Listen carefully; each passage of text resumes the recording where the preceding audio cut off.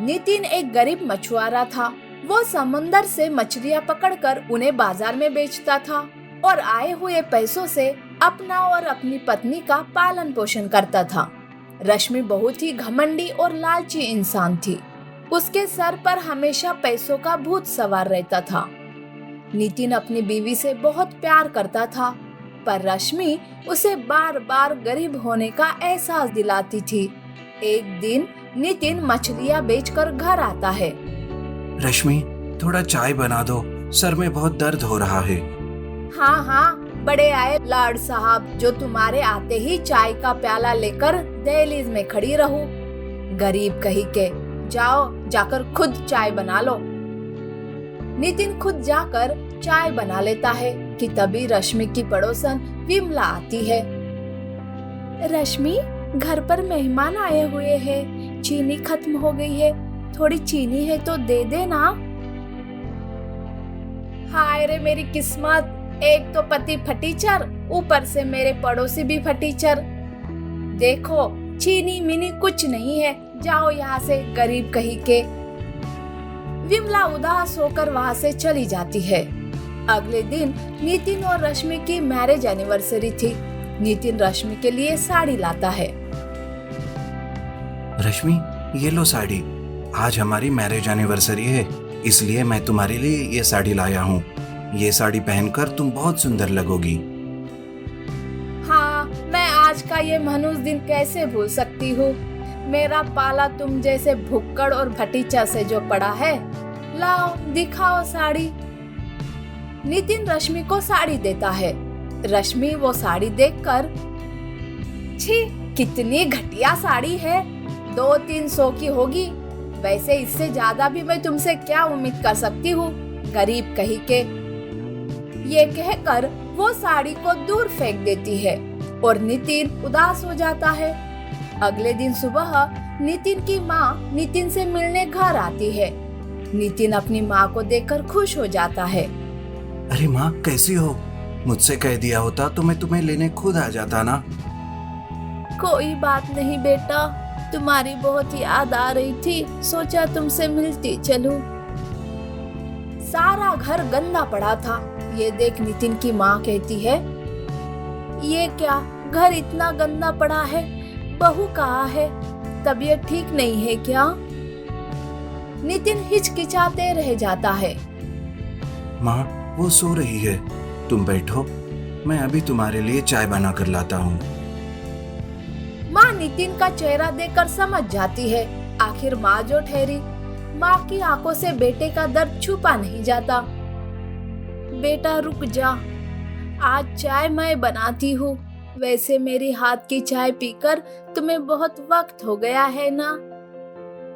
माँ रसोई में जाती है। सारी रसोई गंदी पड़ी थी। माँ जल्दी जल्दी से सारी रसोई साफ कर देती है। नितिन के लिए चाय बनाती है। वो झाड़ू पोछा करती है, बर्तन साफ करती है और खाना भी बना देती है। इतने में रश्मि आती है। वो घर को साफ देखकर चौंक जाती है। उसकी नजर नितिन की माँ पर पड़ती है। अरे तुम कब आई? तभी तो मैं सोचूं कि ये घर इतना साफ क्यों है। अच्छा किया जो साफ कर दिया। उसी हाथ से थोड़ा खाना भी बना देती तो अच्छा होता।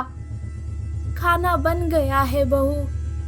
अच्छा ठीक है। वैसे वापस कब जा रही हो तुम? बहू, ये कोई तरीका होता है अपने सास से बात करने का?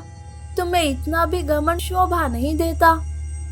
ओ हो, नखरे तो देखो इस फटीचर की माँ के। बड़ी आई मुझे तरीका सिखाने वाली। देखो तुम्हारा बेटा कोई अमीर ज्यादा नहीं है जो मेहमानों की खातिरदारी कर सके। अब तुम जा सकती हो।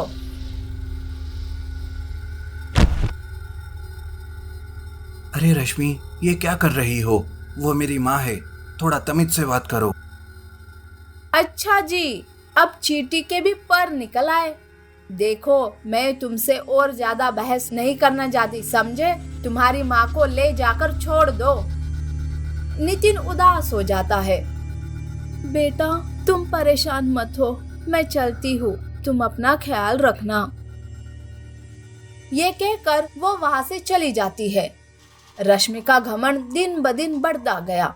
एक दिन रश्मि घर के आंगन में कपड़े सुखा रही थी कि अचानक उसका पैर फिसल जाता है और वो गिर जाती है।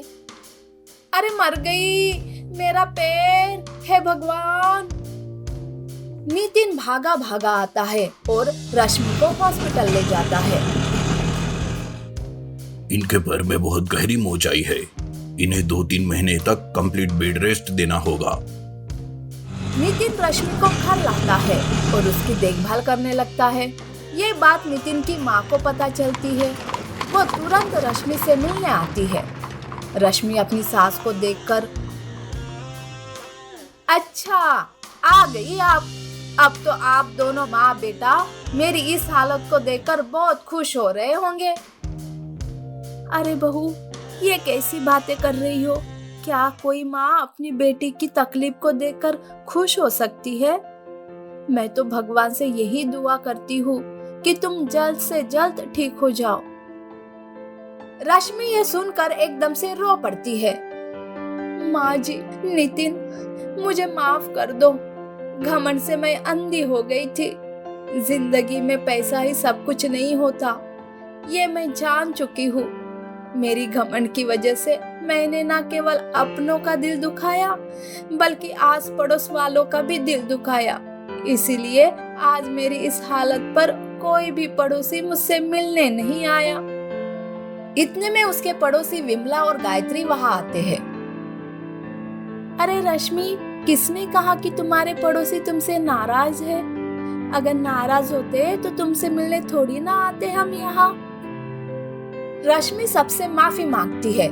उस दिन से रश्मि अपने घमंड को छोड़कर सबके साथ मिलजुल कर रहने लगी।